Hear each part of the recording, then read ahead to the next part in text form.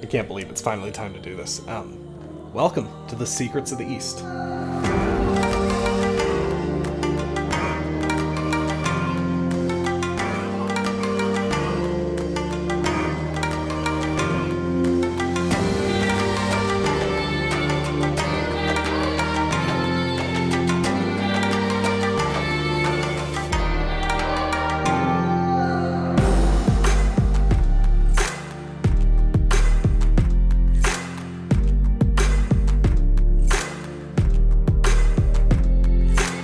This is a Minecraft map I have been working on for a very long time at this point. It is a Complete the Monument map, or a CTM map.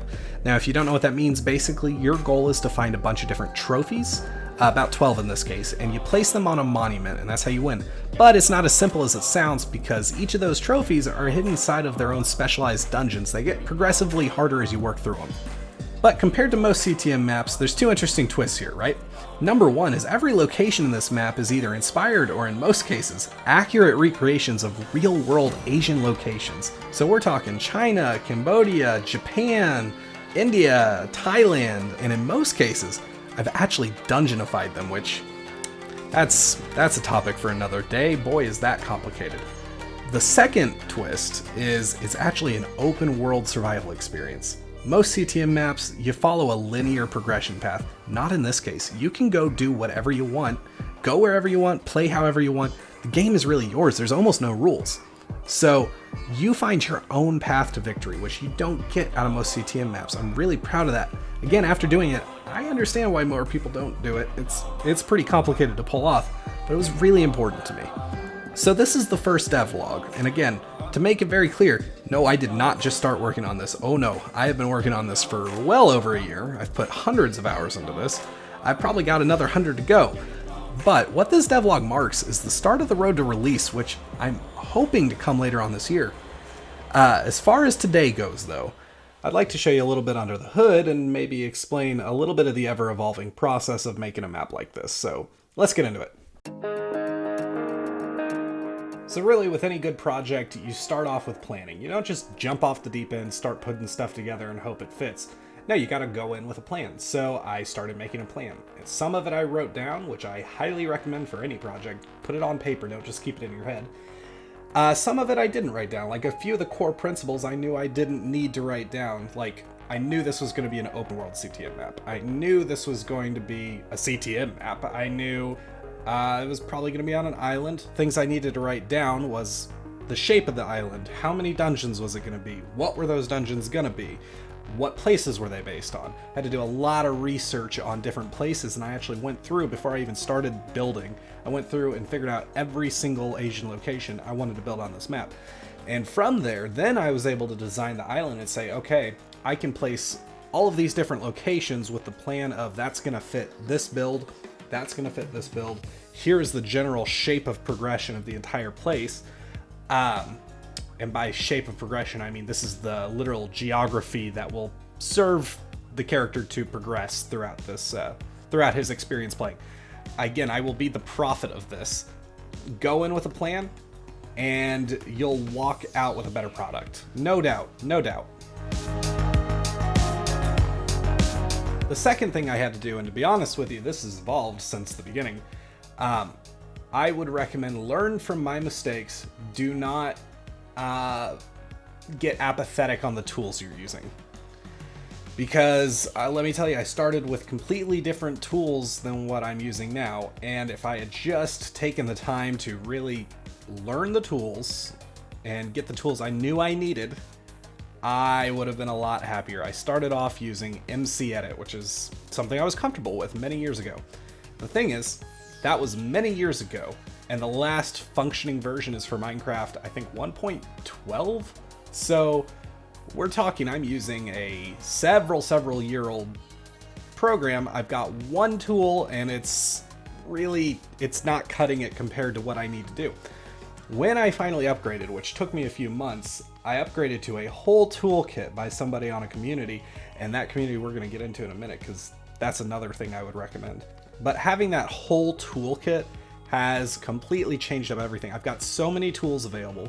If I ever need to do something, one of those tools probably has a function that is going to help me do exactly what I'm looking for. For instance, say I'm taking a brush, like a block brush, and I just cut out a shape into a wall, and I'm wanting to smooth that out, make it look like a cavern.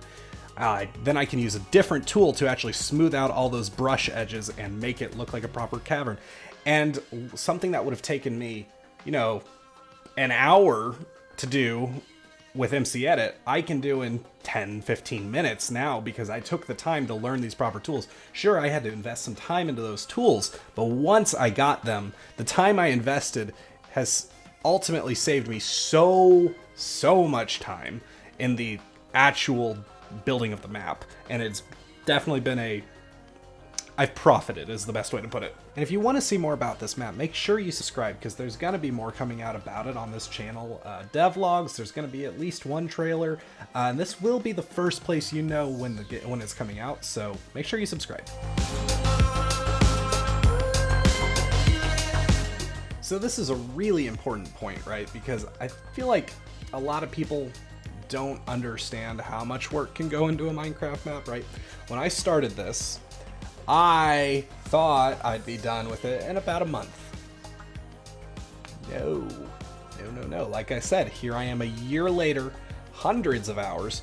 I roughly have an idea of when I'm going to be done. You really got to buckle up and prepare yourself for a project like this. You know, a Minecraft map usually isn't going to be a weekend project. It's not going to be a week project. Might be a month project, but let me put it this way. It's an open world survival CTM map, not a month project. If you try to do that in a month, you're probably going to do a pretty bad job, unless you're just a god at map making, but not me. So you got to know why you're doing it. And again, that kind of leads into my next point. You really got to solidify your motivation in a rational way. It can't be this emotional feeling that a lot of people go into these kind of projects with. It's this emotional motivation that, yeah, I'm gonna do this, I'm so excited, and then, well, that's great for a day or two, and then you go, oof, this is a lot of work. Why am I doing this? I don't remember. This is a lot of work. You gotta write down those reasons, so when you do feel unmotivated and that feeling is faded, you can revisit those reasons and be like, okay, yeah, those are good reasons. I understand why I'm doing this. I like that.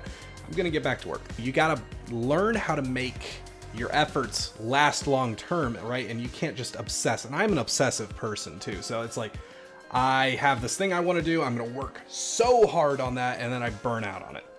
Can't do that with this project. So it's been a lot of pacing myself, understanding how really, it's an extreme way to put it, but kind of keeping my mental health up about it and knowing how to make that effort sustain itself is probably the best way to put it. You got to make it sustainable, which, I mean, you've got to find ways, like, right, so feeding my motivation, ways that I have done that. I have a community I'm part of. I did mention I was going to bring that up. Check down in the description. If you're interested in CTM maps, check out the CTM community because they are great. And I've shared parts of the map with them. They've been great for keeping me motivated. You know, they give you the high fives. You can ask questions. And they give you the answers. They're really good.